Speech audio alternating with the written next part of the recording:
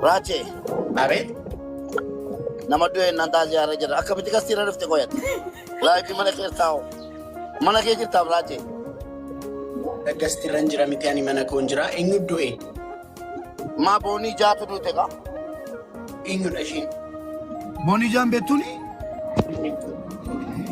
Aishi kau sini agar sisa batam, wangkar aslinya tu. Elah aku nak cakap betu. Aku masih nama agesan ini dah.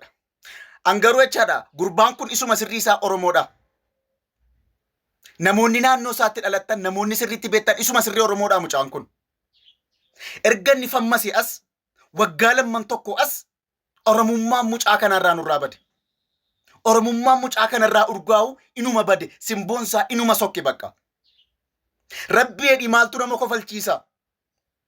Intalettiina na maaltu nama kofalchiisa laayivii irratti. Namatu du'e mucaa kana tofajjeese gaafa siin jedhan maaltu nama kofalchiisa. Raachuu ati immoo abbeet hin beektu minii mucaa kana. Ani hin beeku geemii jalqabsiisaan jettuuni ati. Namummaan si keessaa eessa dhaqee ati. Ani waan tokko sitti immoo fakkeessituun akka keetiin jiru Oromoo keessa.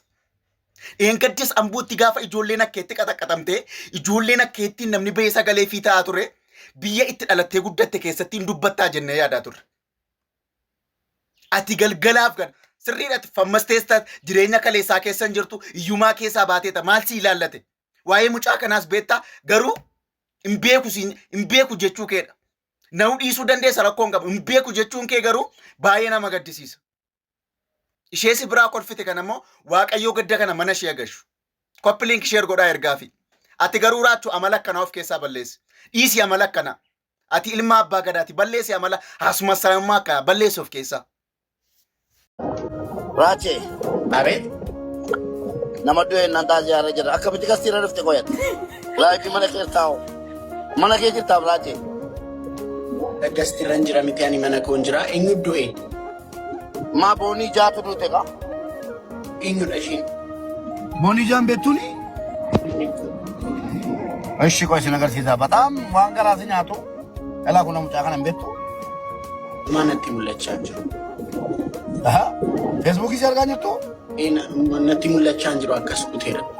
Ani Facebook kena tinjau. Amma di Mubarak mal ko chi mata lu karabu dufte to sala cinkina kana no duniya sufuri no tatate cinkina Boni jam betu Rache. Ani beeku.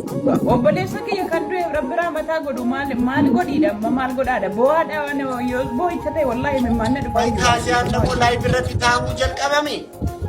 Rache Ati garuu maal nutti fiddee dhuftaa bas gaabe. Saat dia tu tu nak kata ranjera.